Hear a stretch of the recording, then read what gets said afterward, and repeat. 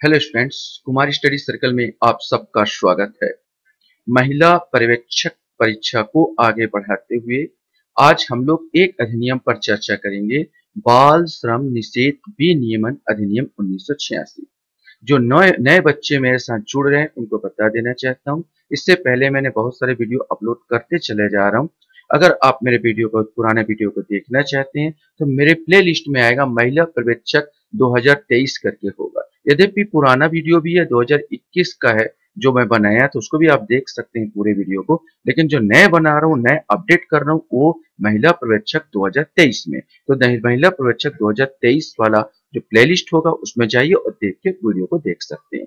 तो चलिए आज हम लोग यहाँ पर देखने वाले हैं कि कैसे क्वेश्चन से पूरा देखेंगे। पहले तो सब्जेक्टिव पढ़ेंगे, इसको समझ लेते हैं। बाल श्रम निषेध विनियमन अधिनियम 1986 है क्या, इसके बाद इससे संबंधित कैसे क्वेश्चंस पूछे गए थे उनको भी एक नजर देखेंगे, तो आपका पूरा क्लियर हो जाएगा कैसे क्वेश्चन उठ रहे हैं, कैसे क्वेश्चन आ रहे हैं। अभी तक 2009, 2013 और 2021 इसमें क्वेश्चन ये आपके पेपर हुए हैं। इन पेपरों में इससे संबंधित मतलब बाल श्रम निषेध विनियमन अधिनियम 1986 से संबंधित किस प्रकार के क्वेश्चन पूछे गए और लास्ट में मैं आपको बताता चला जाऊंगा और हम लोग सॉल्व करते चले जाएंगे। आप देखेंगे जो पढ़ाया हूं उसी से उसी के अंदर के सारे क्वेश्चंस है, उससे बाहर कुछ नहीं। तो चलिए देर न करते हुए इसको आगे बढ़ाते हैं। तो संक्षिप्त शीर्षक, विस्तार और प्रारंभ की बात किया जाए तो पहला क्वेश्चन यहाँ पर उठा था कि बाल श्रम निषेध और विनियमन अधिनियम 1986 कब लागू हुआ था। ये क्वेश्चन पूछा गया था।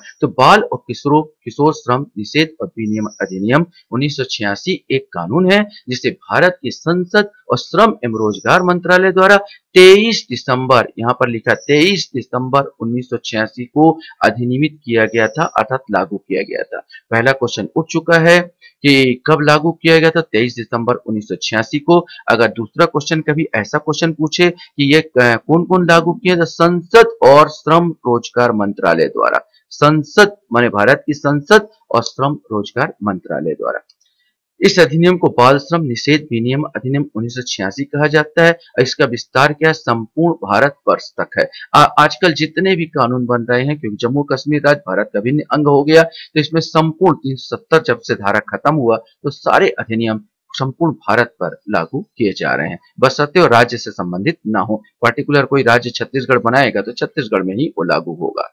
इसमें परिभाषा है, हर एक चीज ध्यान दें कि जो भी अधिनियम होता है उसका जो सेकंड भाग होता है वो परिभाषा से स्टार्ट होता है। मैंने धारा 2, यहाँ पर 2 परिभाषा, धारा 2 में पूरा का पूरा क्या है, परिभाषा दिया जाएगा। इससे भी बहुत सारे क्वेश्चन उठ रहे हैं और जैसे जैसे क्वेश्चन उठे मैं आपको बताता चले जाऊंगा, आप समझने की कोशिश करेंगे। समुचित सरकार, अगर क्वेश्चन पूछे समुचित सरकार का अर्थ है केंद्र सरकार या रेलवे प्रशासन। अब याद रखना समुचित सरकार के अंतर्गत क्या क्या आ जाते हैं, तो केंद्र सरकार तो आएगा, रेलवे प्रशासन को भी ले लिया। या किसी बड़े बंदरगाह, खदान या तेल क्षेत्र के नियंत्रण में किसी प्रतिष्ठान के संबंध में केंद्र सरकार और अन्य सभी मामलों का राज्य सरकार, माने इसके अंतर्गत समुचित सरकार के अंतर्गत बहुत सारे शामिल है।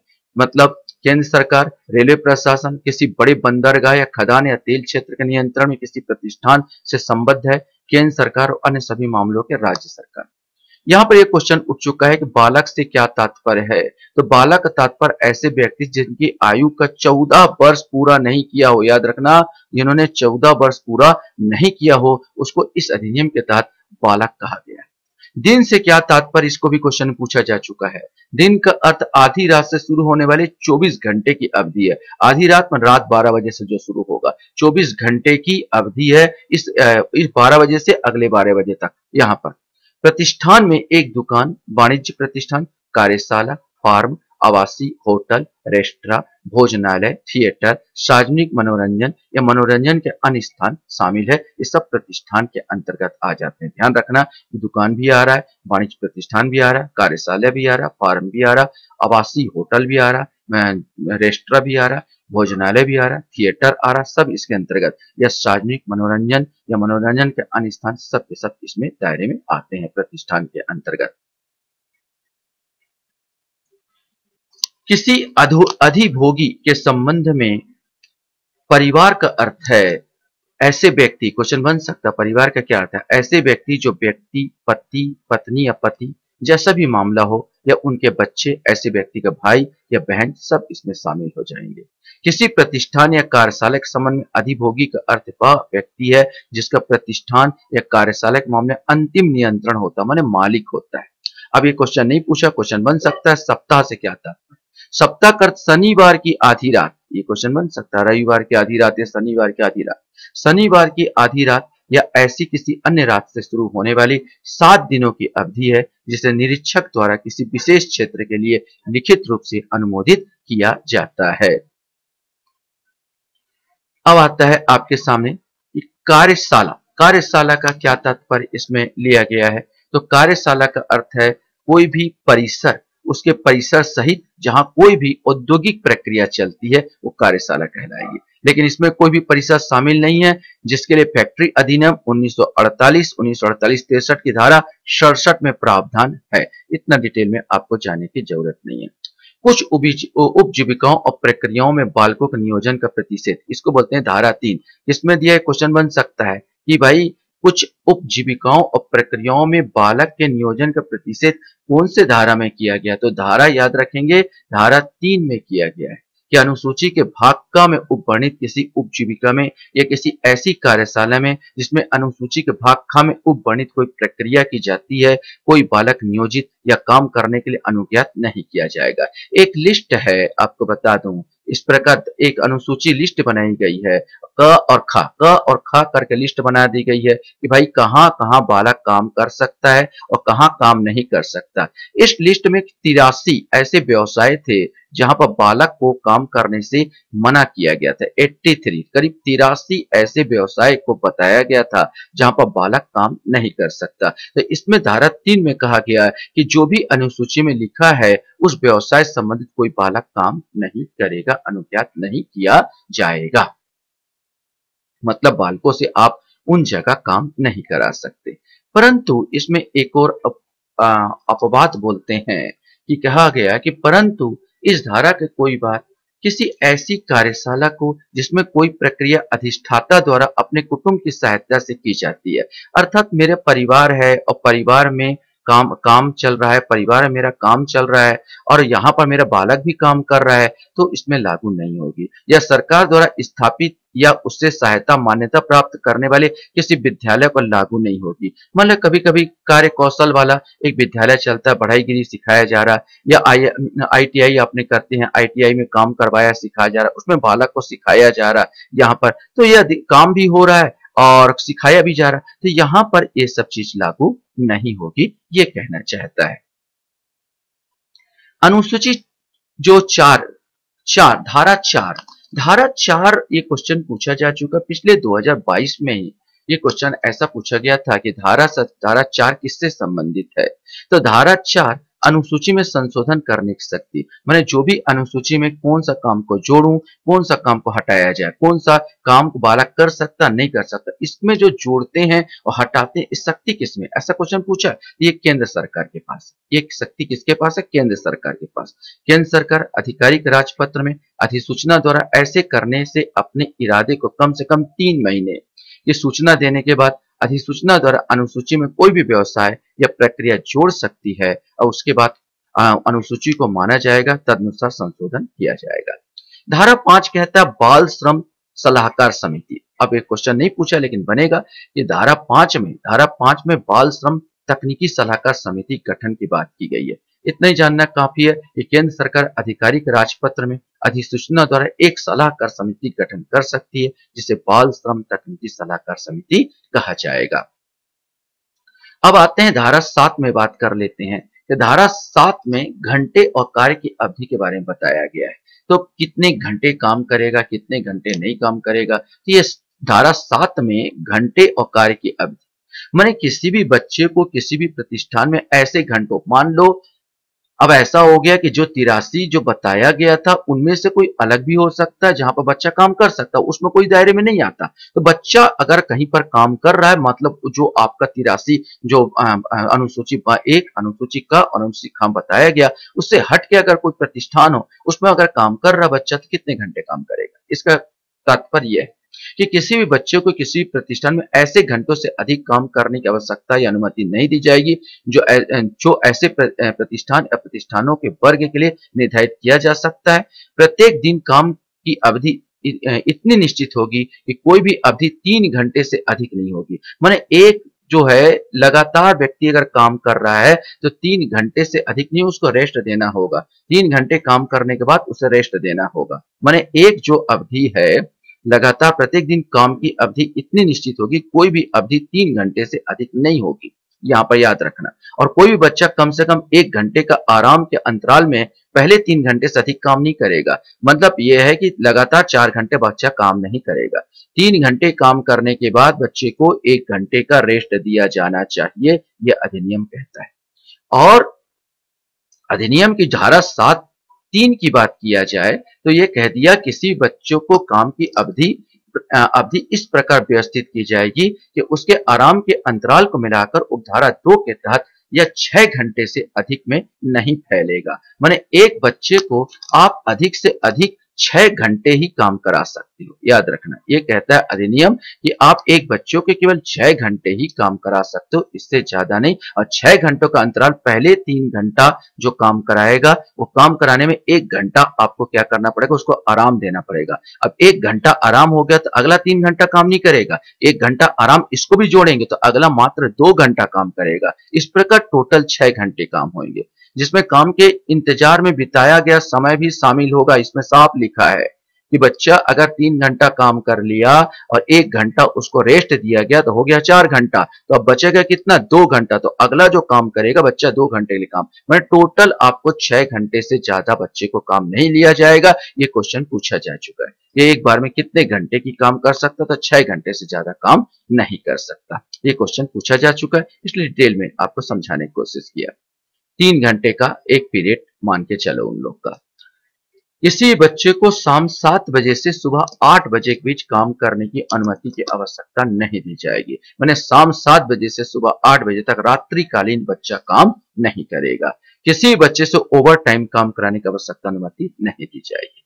साप्ताहिक छुट्टियों की बात धारा 8 कहता है किसी प्रतिष्ठान में नियोजित प्रत्येक बच्चे को प्रत्येक सप्ताह में एक पूरे दिन की छुट्टियों की अनुमति दी जाएगी। चाहे रविवार हो, शनिवार हो, सोमवार हो, कोई भी एक सप्ताह में एक दिन छुट्टी आपको देना ही होगा। वह दिन अधिष्ठाता द्वारा प्रतिष्ठान में एक विशिष्ट स्थान पर स्थायी रूप से प्रदर्शित नोटिस में निर्दिष्ट किया जाएगा और इस प्रकार निर्दिष्ट दिन में कोई बदलाव नहीं किया जाएगा। अब मेन हो जाता है दंड। जो दंड की व्यवस्था इसमें धारा 14 में की गई है। अभी तक तो दंड वाले को पूछा नहीं गया है और दंड वाला पूछा नहीं गया, लेकिन फिर भी पूछा जा सकता है। तो धारा 14 में अगर क्वेश्चन पूछे कि दंड का प्रावधान कब करता है यहाँ पर बाल श्रम अधिनियम 1986 में, तो धारा 14 में करता है। क्या बोला गया है, जो कोई भी धारा 3 में जो उल्लेखित है वहां पर के प्रावधानों के उल्लंघन में किसी बच्चे को नियोजित करता है या किसी बच्चों को काम करने की अनुमति देता है, उसे कारावास से दंडित किया जाएगा, जो 3 महीने से कम नहीं होगा, लेकिन जिसे 1 वर्ष तक बढ़ाया जा सकता है, जुर्माना भी लगाया जा सकता है। लेकिन थोड़ा सा रुकिए, इस जो दंड व्यवस्था इसमें दिया गया है 2016 में इसी अधिनियम में थोड़ा सा तब्दीली की गई है और तब्दीली करके आज जो है दंड की व्यवस्था को बढ़ा दिया गया। उसको भी बताऊंगा कि अभी दंड कितना कर दिया गया, लेकिन पहले जो 1986 में जो वर्णन किया गया था उसको जान लीजिए। 1986 में बोला गया था कि 3 महीने से कम नहीं हो, न्यूनतम 3 महीने और अधिकतम 1 वर्ष, और अभी वर्तमान में इसको न्यूनतम 6 महीने कर दिया गया और अधिकतम 2 वर्ष कर दिया गया। ये बताना चाहूंगा, 1 वर्ष नहीं 2 वर्ष कर दिया गया। 10,000 रुपए, और जुर्माना क्या होगा, 10,000 रुपए से कम नहीं लेकिन 20,000 रुपए तक बढ़ाया जा सकता है। अभी जो कह दिया गया 20,000 से कम नहीं और 50,000 रुपए तक बढ़ाया जा सकता है, इसको भी बताऊंगा, देख लेंगे। ये पहले का जो 1986 में हूबहू जो था उसको मैं यहां पर लिया।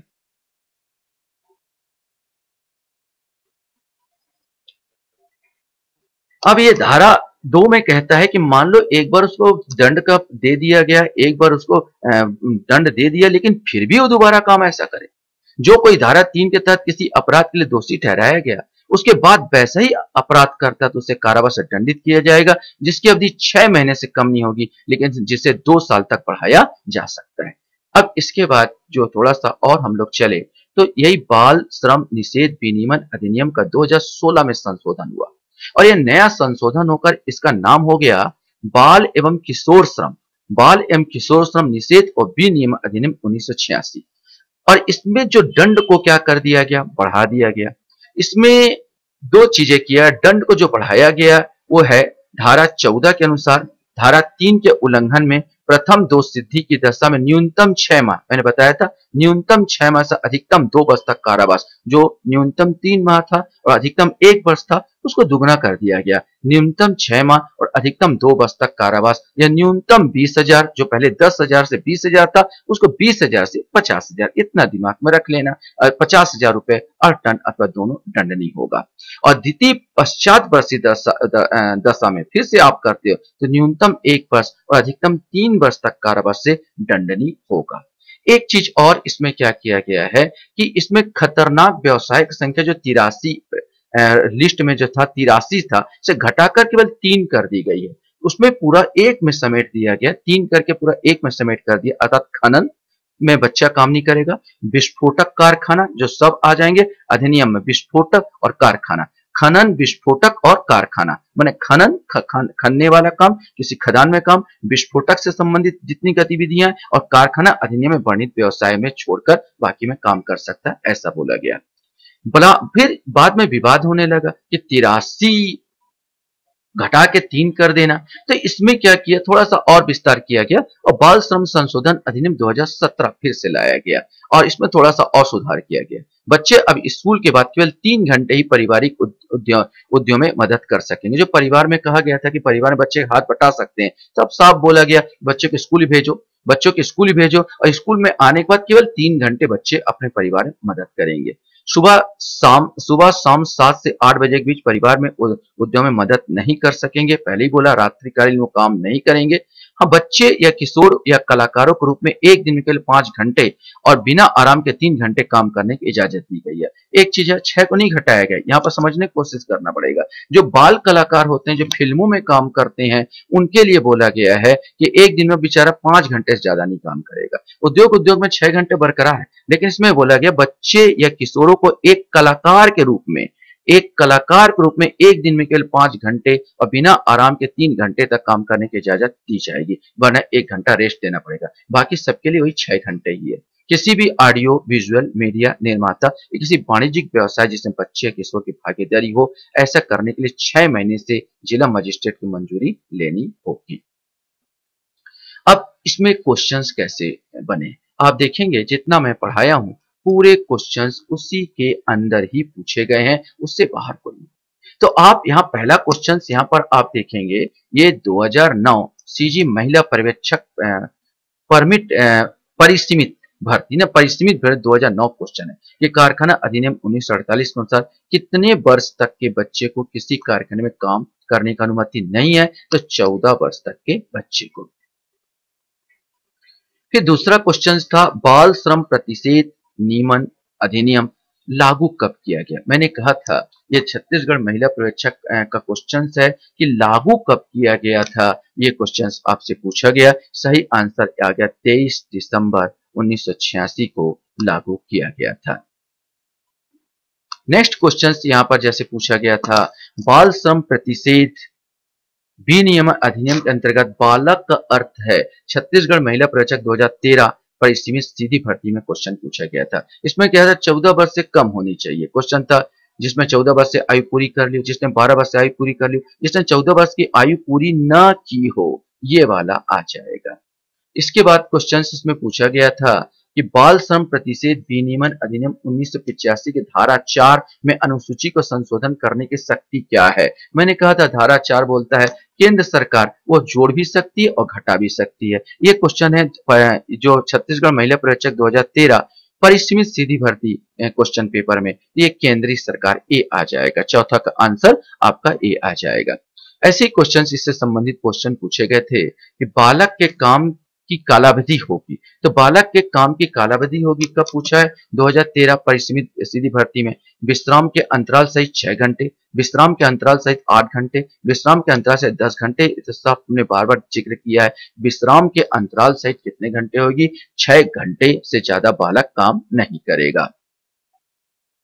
क्वेश्चन यहाँ पर था बाल श्रम प्रतिषेध विनियम अधिनियम 1986 के अंतर्गत दिन से अभिप्रेत है। मैंने कहा था, ये हाईलाइट किया था कि दिन से भी अभिप्राय बता दिया था। छत्तीसगढ़ महिला प्रचार 2013 परिसमित सीधी भर्ती क्वेश्चन पेपर का क्वेश्चन है। 24 घंटे के, इसमें दिन से का वो है रात 12 बजे से अगले 12 बजे तक 24 घंटे की कालावधि को बोला गया है।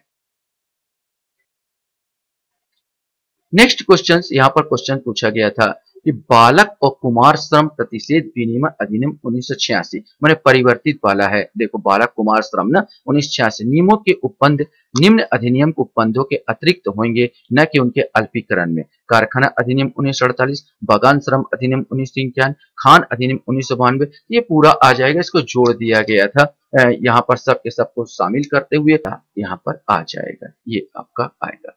तो आशा करता हूँ ये वीडियो भी आपको अच्छा लगा होगा। वीडियो वॉच करने के लिए धन्यवाद। Thank you very much.